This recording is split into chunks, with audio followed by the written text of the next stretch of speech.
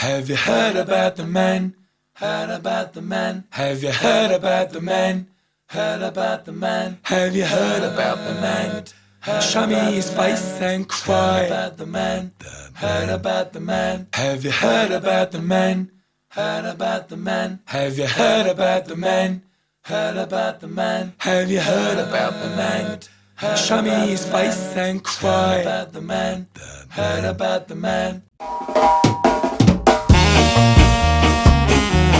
One of the most innovative artists that has ever been featured on the Smart Wave.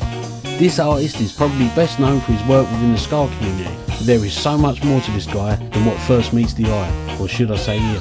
Singer, songwriter, recording artist, engineer, producer and multi-instrumentalist that isn't afraid to explore every single musical avenue his brain takes him to, and there are plenty. Ska, two-tone, punk, reggae, folk, blues, the list is almost endless. With over 20 years in the game, he has recorded and worked with some of the biggest names in the ska and reggae world, with an absolute arsenal of studio recordings under his belt. A very humble man, a very local fellow Essex man. I'm really pleased he has agreed to spare me some time from his quite frankly manic schedule, so please join me in getting to know the man that is Ed Rone.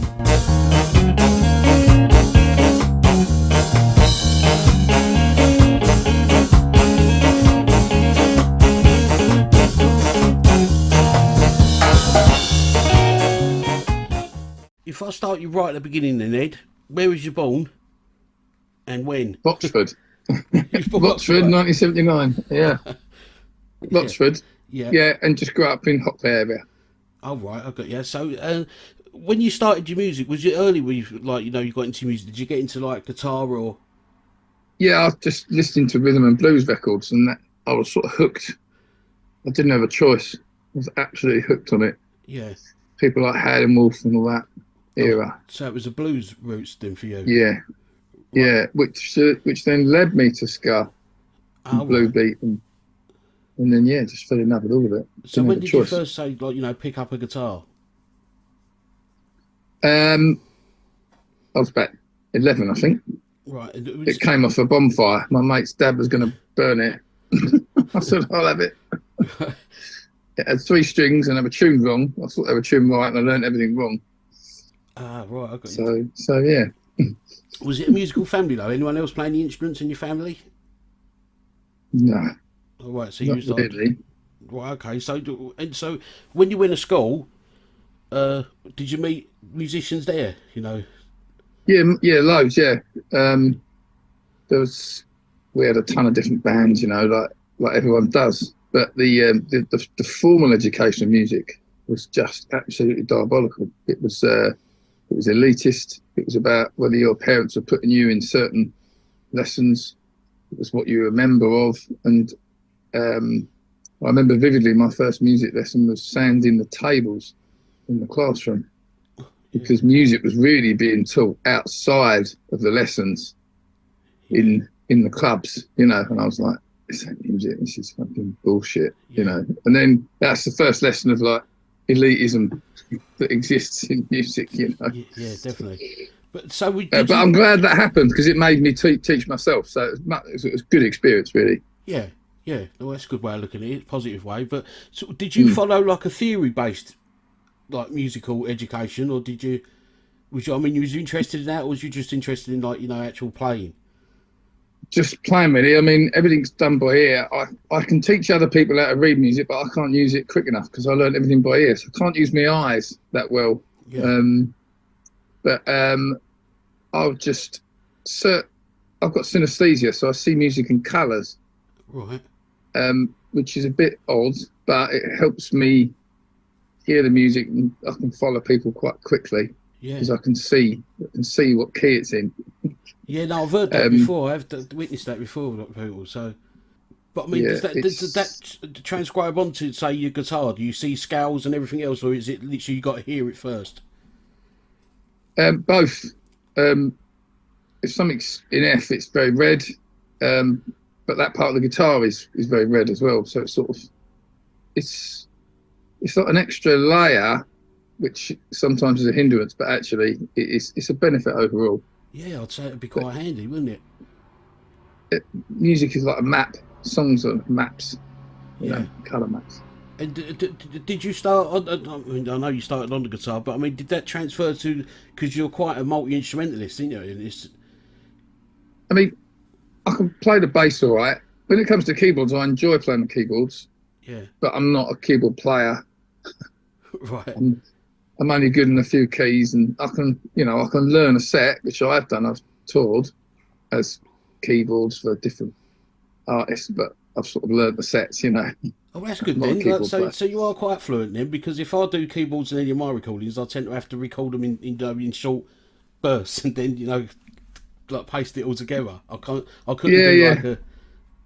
No, so that is good. Well, Then. you're not Go on. you're not alone. You're not alone in that. I think everyone's doing bits and pasting it together. Yeah, but I mean, it's easier in your thing. But to go out and play live, you obviously got to play it quite fluently, haven't you? You got to play a set of songs, which is what I'd never be able to do on the keyboard. I was hanging on for dear life on the keys, but Yeah. on the guitar and the bass, I can sort of I'm all right on them. Yeah, they're my instruments. And I've played drums on one of my albums because it was lockdown, Yeah. and I just kept it really basic and simple, and that's come out all right. I'll send you a link to that actually. That's not out anywhere. Yeah, that'd be great. That would actually. So, It's a new wave album, like 70s style. oh right. So you do definitely enjoy it. Just keep going into different genres, don't you? Like throwing yourself in. Yeah, absolutely. You're gonna get bored. I mean, there's only so much ska and stuff like that you can write, I think, before you just repeat yourself.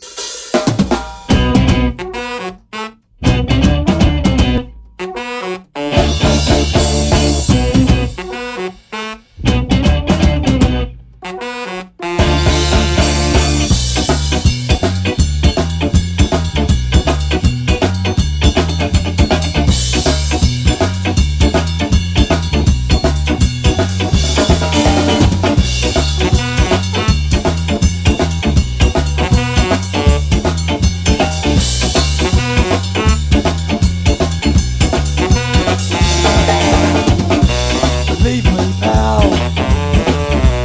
Leave me. Run the trail of the violent male. Oh, trying to find something extra, something he will not do. Try not to lose his temper, just to fucking hurt he is you.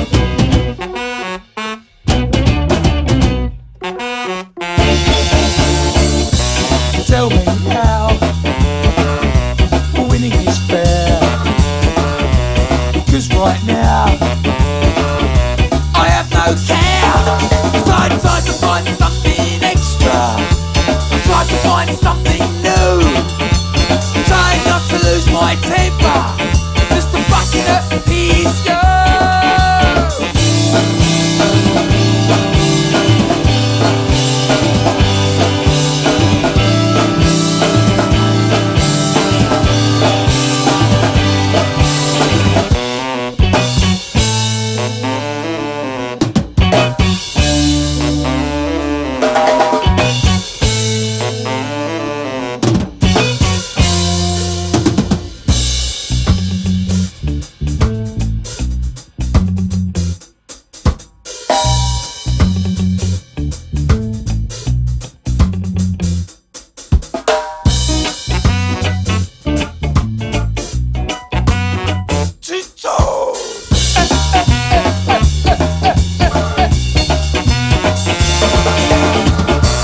Leave me, pal. Leave me there. You're on the trail of the violent male. Oh, trying to find something extra, something I will not know. Trying not to lose his temper, just to fucking appease you. Did you meet the original members of Big at school, or was that later on? It was, I met, well, yeah, one of them, the trumpet player I'd known forever. Yeah. He was at primary school with me, actually, in Hockley, Gary, who I still see. And then Jim and Dave, through the rhythm section, I met when I was at university in the West Country in Exeter. Jim Allen's played drums on nearly all of the stuff I've recorded, apart from Common Ancestry, which was Afrobeat and funk. And Ross Wallman did a great job on that. And recently I've been working with Matty Bain on drums. who's well, he's a ska specialist, but he plays all sorts of genres, and he works with a lot of the old two-tone crowd, and also the original sax player was at Exeter University as well, Eleanor. She was with us for our second album, recorded at my mum's house. Don't know the neighbours put up with that, to be honest. And then from the third album on, we had Bella on sax from then on. Right, okay. So what did you study at university? Because there's a rumour you was a teacher. Is that right? Or yeah, I used that degree to be an instructor. Right. Which I'm not sure if you can do that anymore. But I was great friends with my teachers. Yeah. And they were excellent. And after I left university, I was scratching around a bit, and they were like, "Come and do some teaching." I was like, "Well, I haven't got can't." And they were like, "No, you can. If you've got a bachelor degree, you can just go in as an instructor. You earn less money, but it's like legit." And I don't know if that's the case anymore. So yeah, I taught in 3 different secondary schools for about 6 years, I think. Oh, right. So was you gigging whilst teaching? Yeah. So that's quite difficult. Yeah, I can't see that either. When I used to see you in the early days at Chelmsford, like you were so far from a teacher. Well, I would consider no disrespect, but no, it's fine. It's like a persona. Yeah. You put one on stage maybe, and then you've got to do another one in the morning. Yeah, it's fair Tend enough. To be an adult in the morning. Because I read down the internet and I weren't sure. I thought, I can see you being a teacher, but so yeah. When did you actually put Big together? Was you gigging quite quickly? I mean, I see you first in about 98, 99, I think. That must have been right at the front.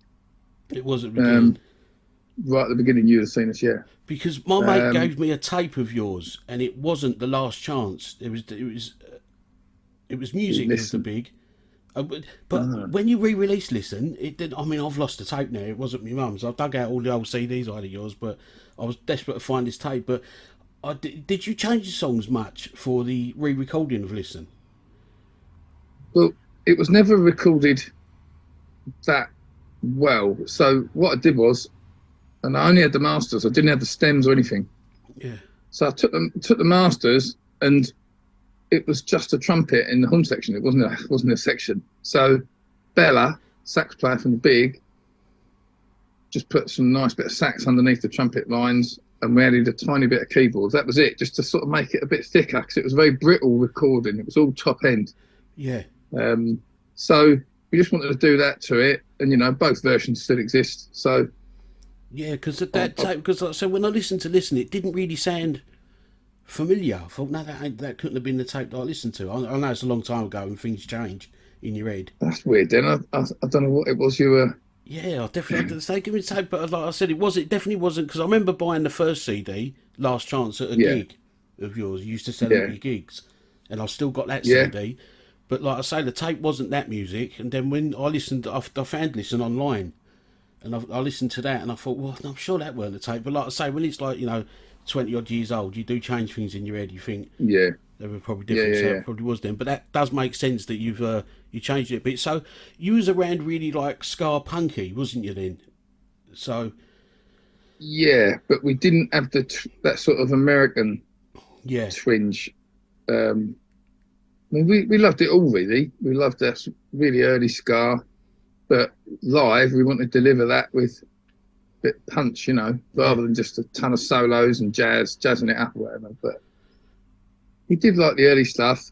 Obviously, Two Tone's a massive influence. Yeah. But the ska punk that was going around us, the American stuff, I mean, really, Two Tone was ska punk that already happened in the British sense. Yeah. And I suppose we were just being that in our own way. I know No Doubt it was early, wasn't it? And Goldfinger was like early band, but you weren't really like, as I was going to say, you wasn't really like them, if you know what I mean. That was the American side of it, I suppose. But which, look at like now, I don't mind it now. Yeah. But I wasn't a big fan then. Yeah. It didn't work for me. There was something missing in it. But now I can appreciate that American sort of stuff. But I found it sort of erred on sounding like circus music. Yeah. You get over a certain BPM and a certain delivery, it's like, it just didn't look anything like ska or punk, Yeah. and it didn't have the benefits of both. If anything, it went the other way. But looking back on some of it now, I you know, you understand it a bit more. Yeah, I wasn't. I must admit, I wasn't a lover of that. I mean, because I was brought up, you know, I'm older than you. I'm like, you know, a good 8, 9 years older than you. So I was brought up really on Madness and that era, you know, and the specials and that, you know, what I would call traditional style, even though it wasn't. Yeah, yeah. You know, so I heard that influencing you. But when I first heard, you know, you playing in that, I thought, and like, you know, and bought the CD, I thought it wasn't really commercial, if you know what I mean. There was a lot of dark black humour in it and a lot of adult humour. So you was never really going to get massive airplay. And I always wondered at the time, was you just intent on being a live act more so than a signed? With the big, it was about playing live, definitely. Yeah.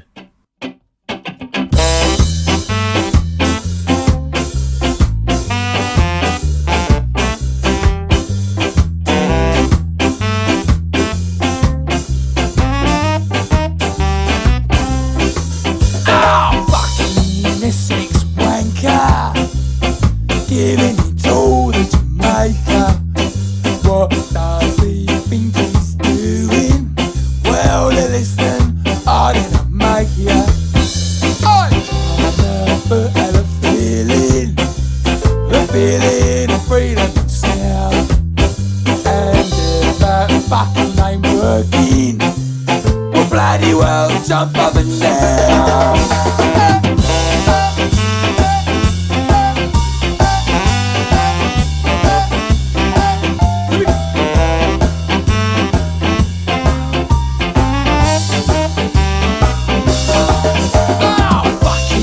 Tory wankers, destroying all better bankers, 'cause their mates need all the favours, and in your pain they'll savour.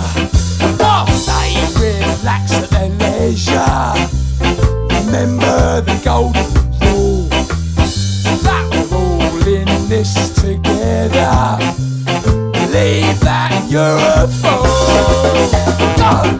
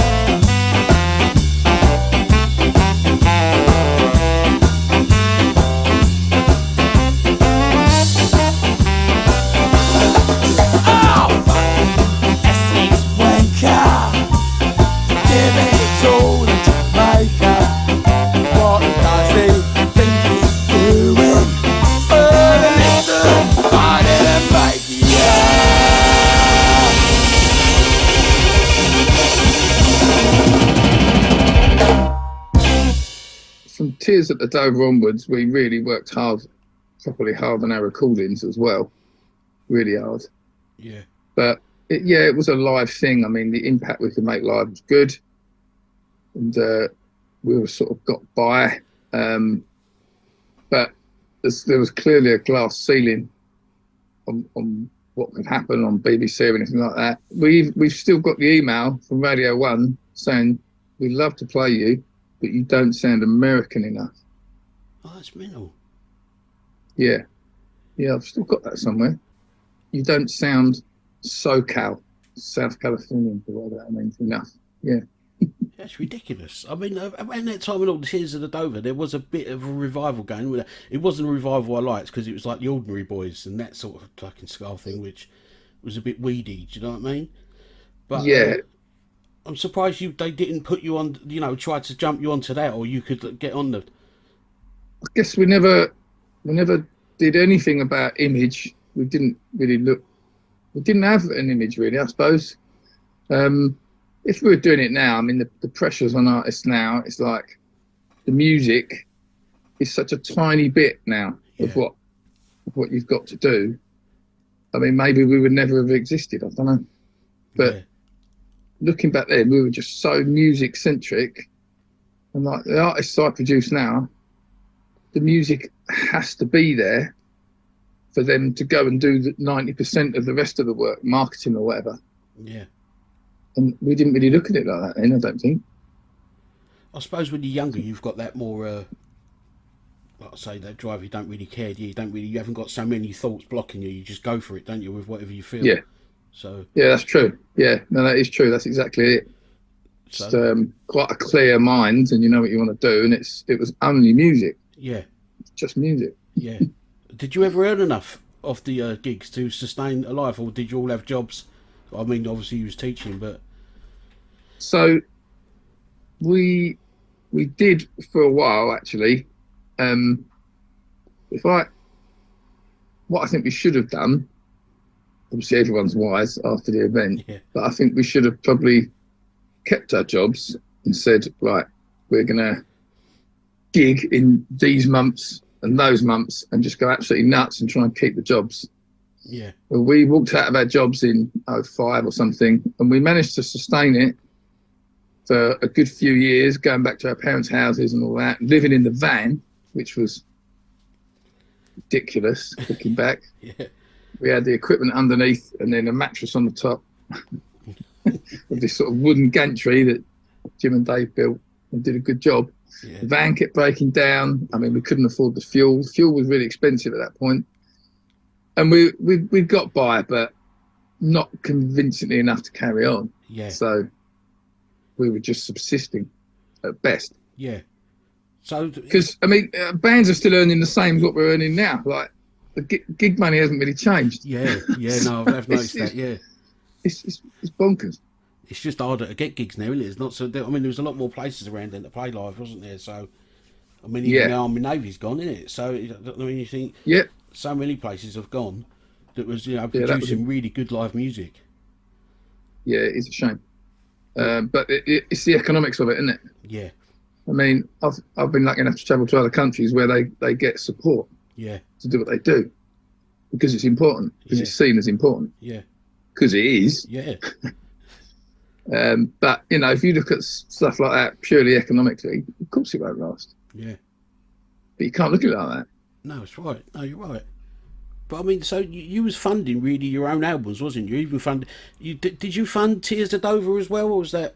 Yeah. We had Sean, who used to run a venue in Colchester at that point, let us record.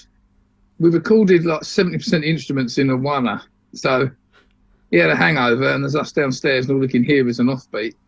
He was going mental. So, but I used to go around with those standalone Roland, what are they called? VS? Yeah. Roland VS. Yeah.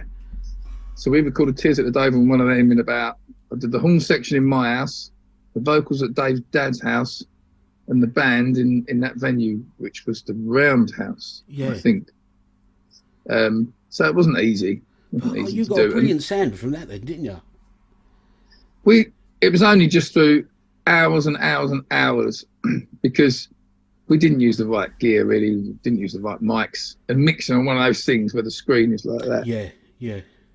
But we got there in the end, and it was mastered by Simon at Big Noise, who's always been a good engineer. He did us a good job. So that changed our reputation completely, that album. Yeah. From an aggressive live sweary band to a band that have got more going on, Yeah. So that was a turning point for us, definitely. Yeah, I definitely noticed a change in that because, like I say, from you was quite an intimidating band, if that's the word. When I first see you, but then when Tears Dover, like I say, I thought you was then trying to become more mainstream, which is why I thought, oh, you're going to do something here. This is going to go on, but it never seemed to get there. Do you know what I mean? It was quite frustrating for a fan, so it must have been really frustrating as a band. So. It was weird. There were certain towns where we used to clean up, play in front of a good 300 people that knew all the words, and then you go to the next town and you play to the sound man. Yeah. We never got that sort of national momentum. We did all right in Germany and places like that. Yeah. Ireland was really good to us, but we couldn't quite, like I say, get that momentum where you know the next gig's going to be better. Yeah. You know, now you can. I know bands are saying, right, we're playing in Norwich. I've thrown so many £1,000 at marketing in Norwich. Yeah. I'm like, what? That's ridiculous. That you can even do that. Yeah. I'm not even making a valid judgment on anything they're doing. Good luck to them. But like, we didn't have that. Yeah. You didn't have the internet to that point either, did you? Where you could like wax that up on the internet and then, you know, or like have a hub where people could go, and that was really early days then when it was more MySpace, and you still had to know the band before you could find anything about them. Do you know what I mean? And uploading speeds and everything was fucking terrible then. So it was all, absolutely. Brains.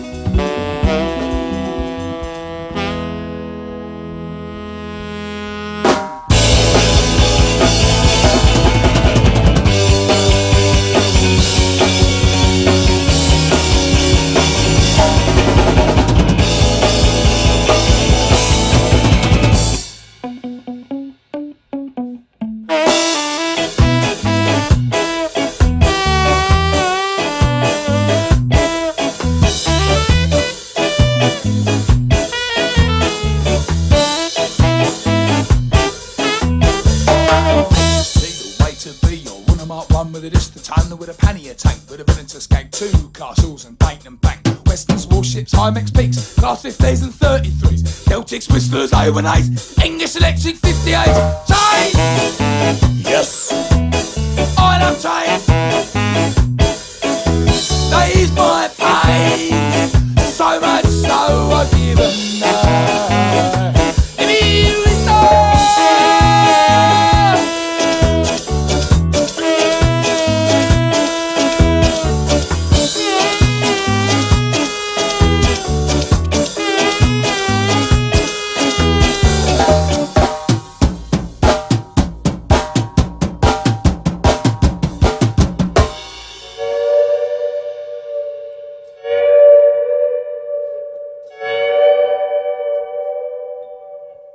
I mean, when I was looking at your Bandcamp, I see that your first Innocent Civilian series you released, it's saying on one website it said 2004, and then another website like the actual disc says 2005. I think it's actually printed on my disc as 2005.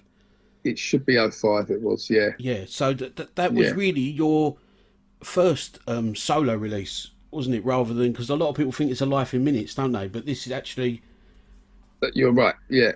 proceeds to it. It's like a journey album, a story album. You know. Yeah. It's pretty niche, but it was just like when you're writing for a band that sounds a certain way, you're only funneling off, say, 10% of what you write happens to be the right genre, ska, for that band. And that leaves behind a lot of other stuff. Yeah. And like, you just want to do something with it. It doesn't matter if it disappears. So that was the actual concept then? It was just more or less, like, for want of a better word, leftover tracks from what you was doing for the band? Well, not so much left over, just unsuitable. Yeah. Really, because it's weird. You create something like the Big, and you start to play gigs and they start to go well, and certain things work live and certain things don't. And before you know it, you're writing for the live set. You're writing stuff, which means you're writing for other people. Yeah. Which is natural. It's going to happen. Yeah. But when you created that thing, you weren't writing for anyone. So there's a pollution there. Yeah. And it happens to everyone. And you cannot ever go back to when you were just, I'm going to write some ska and see what happens. Yeah. And it's going to sound like us, and it's not going to sound like anyone else, and fuck everyone. Yeah.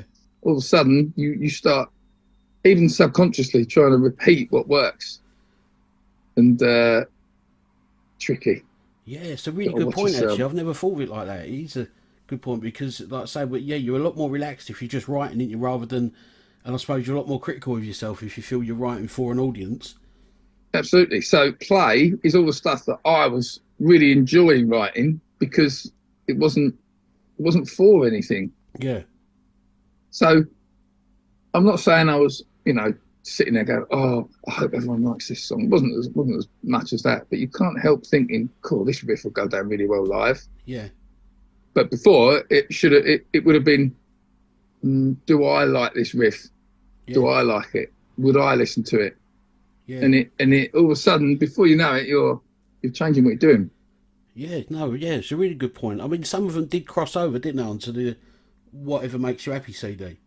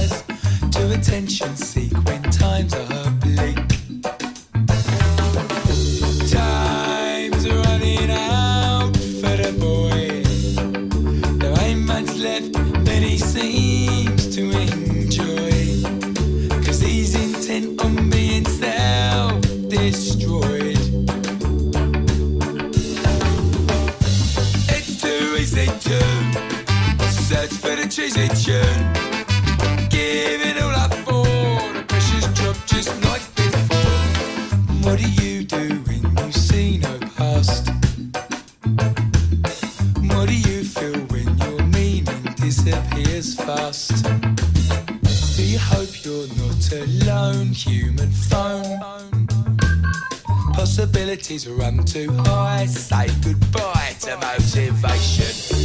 Times are running out for the boy.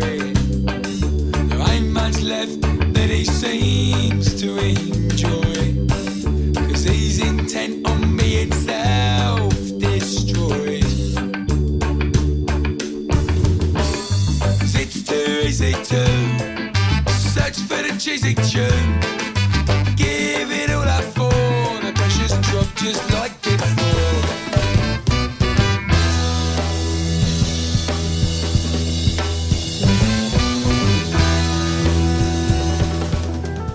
Well, that's the first album I did notice that you've done one like ska bit for the ska fans. Even though it's a big album, I thought that was it's really a double album. It's one's big and one's you, really.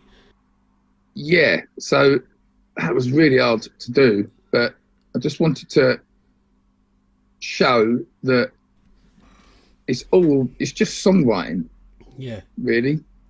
And if you can write the best songs you can, they can be delivered in a million different ways. And disc 2 is the same material, apart from a couple of exceptions to help tell a story. Yeah. And it's sort of unrecognizable, and that's the point, really, you know. But it's you know, people who bought it, and if they listen to the second one, they were like, well, fuck's that. It's fine, they've still got the first one. Yeah. Still got this one. It's just that little extra layer in case anyone wanted that, you know. I know a lot of people that preferred this too. Funny enough, a lot of people, a lot of my friends that weren't really into the ska really preferred this too. You know, the folky kind, and like you say, it was the same songs, but often with different lyrics, and you just took it a different way. The song. Yeah, I do like doing that. Yeah, I do like breaking things down.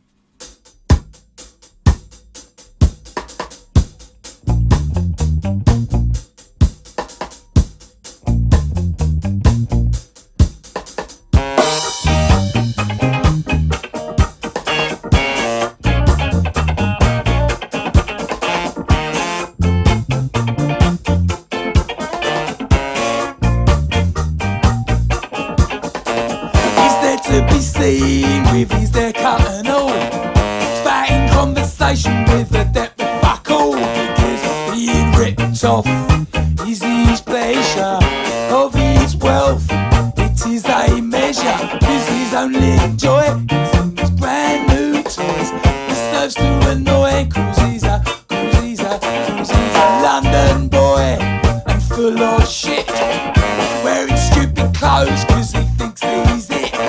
The London boy, but he's born in Surrey, always making out that he's in a hurry, but his only joy is in his brand new toys. It serves to annoy, cause he's the London boy.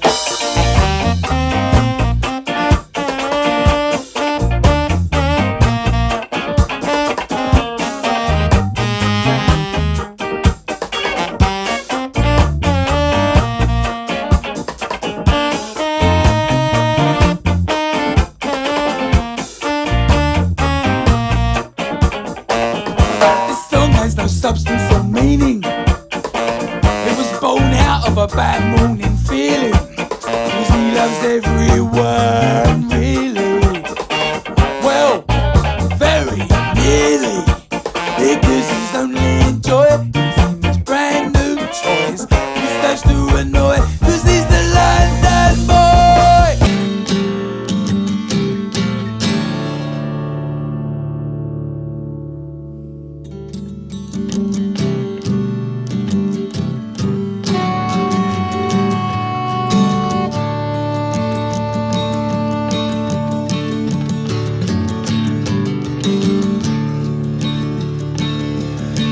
He's there to be seen, he's nobody's fool, not getting involved is his golden rule, and being main man is his pleasure of this life. It is a measure, cause his only joy is in his brand new toys, which slowly destroys the London boy.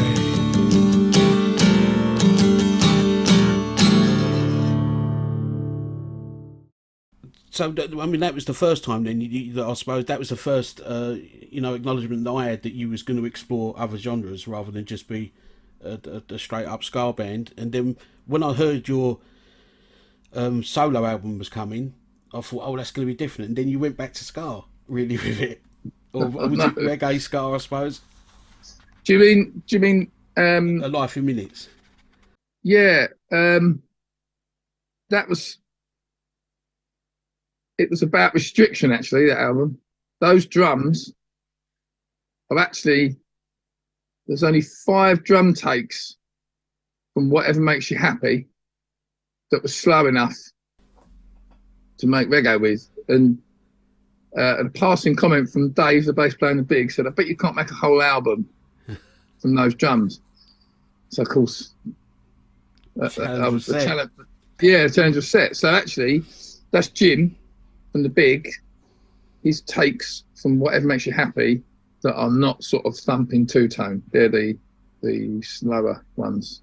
So I took them and wrote around them. It's good to have a restriction sometimes. And I guess that's probably been my most successful album, really. A Life in Minutes. Went mad on the radio. Yeah. And it just struck a chord, really. So I think, yeah, it sort of went down well.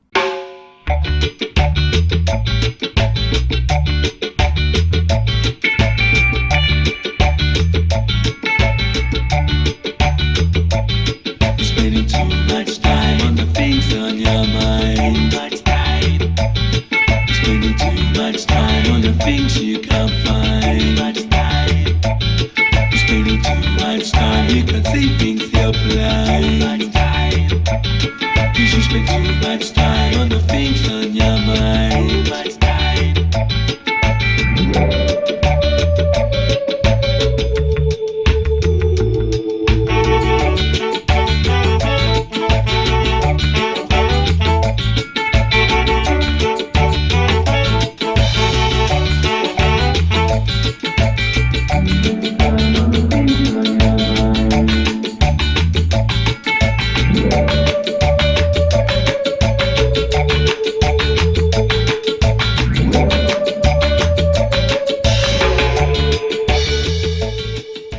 Good album, obviously, but I thought it done really well, and that was when I first thought at the time that that was it. You was going to pull away from the Big then, and you know, continue to explore your own solo career. But then I noticed up on the internet came a big live tour. I mean, there was a music festival video put up on YouTube. You must have seen it. It's and they've dated it's 2015. Of the Big, it's a live like a festival thing where, but you've got your short hair there when I first remember you. So that was definitely not 2015. Yeah, I think that might be, at a guess, Rockwell Park when we supported the Stranglers. Ah, right. So that would be when we were full time, like 06. I'm guessing. Well, I thought, you know, by your look, it was about 2005, 2006. Yeah. We did Galway the night before from memory, I think. Something stupid like that. Oh, that's mental, yeah. So I don't know how we did it, because we were on early as well in Brixton. Yeah. Yeah, tour management.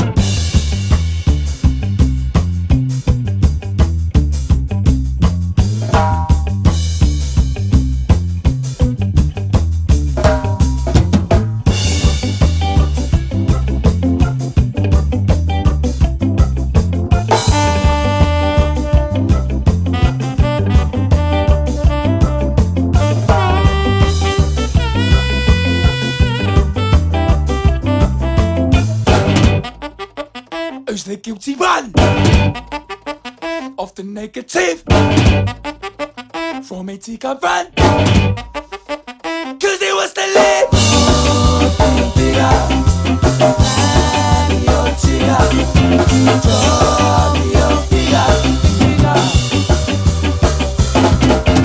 So we have resorted to an anthem chorus, cause every everything eventually will fucking bore. Oh, I can feel snap your trigger, drop your figure,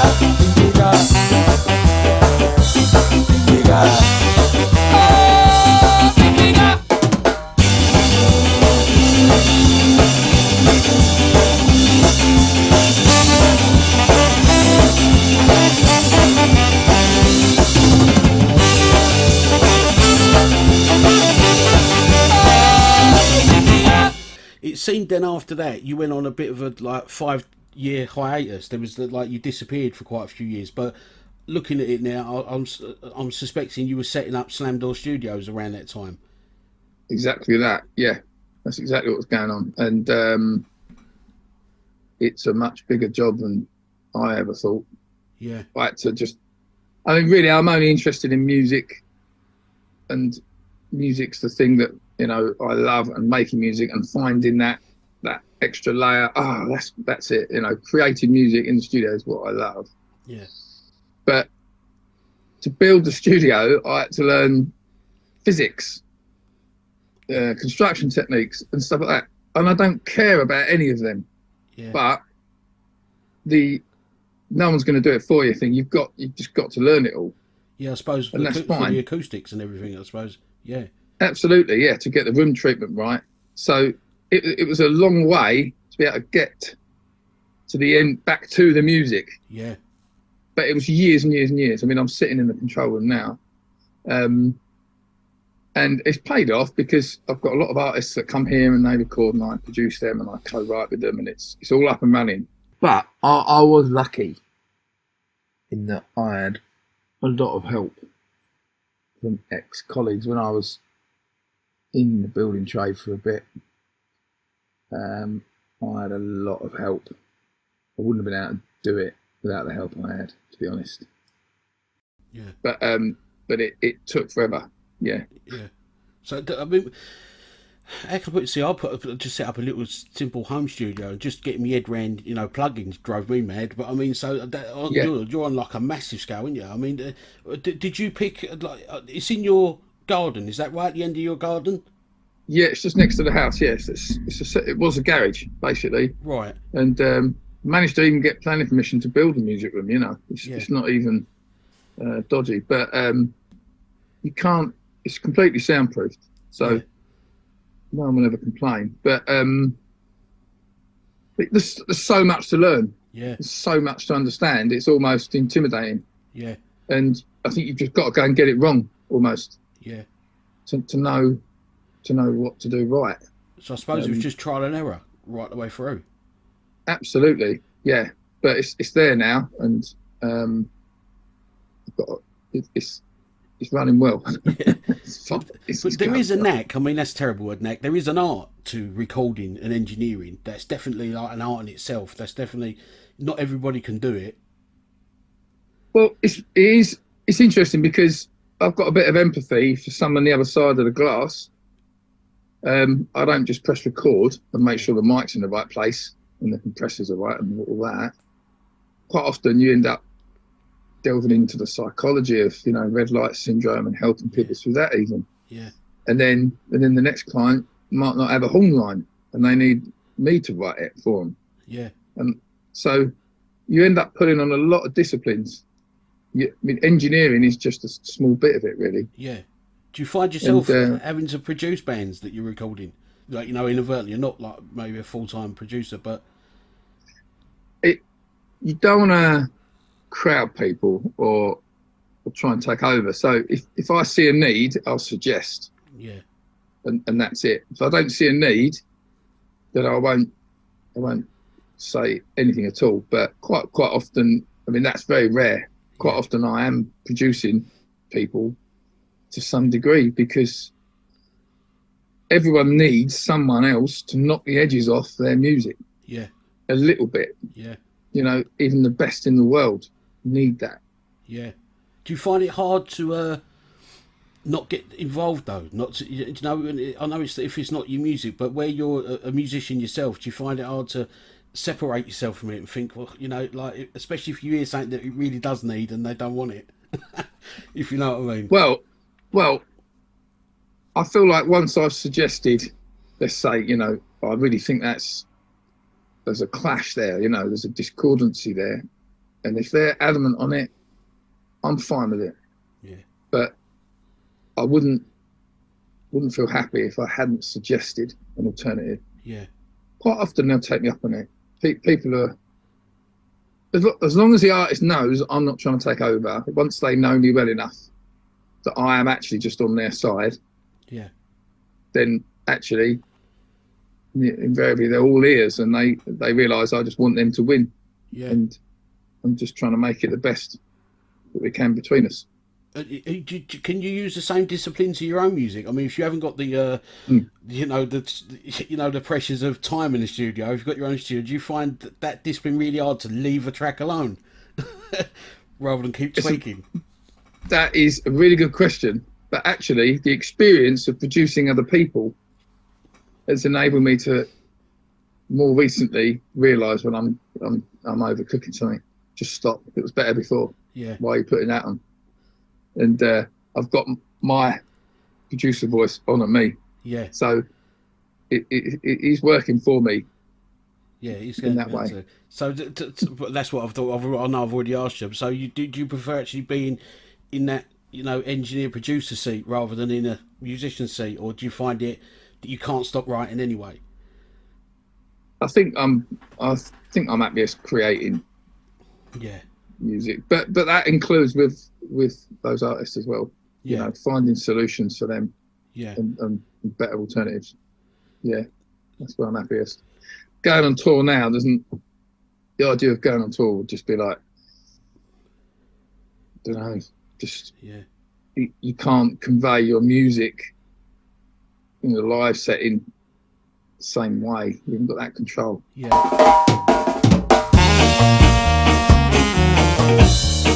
That's just part one of the Ed Rone story, and we have only just scratched the surface. Please join me again for part two, where we will explore his journey further. All the tracks that have been used in this episode are listed in the description and are available from Ed Rone's Bandcamp. Just Google that exact phrase, Ed Rone's Bandcamp. And also, for more information, check out www.edrone.co.uk, where you will find a wealth of his music just waiting there for you. If you are watching or listening to this on YouTube, please do take the time to like and subscribe, as that really helps me out.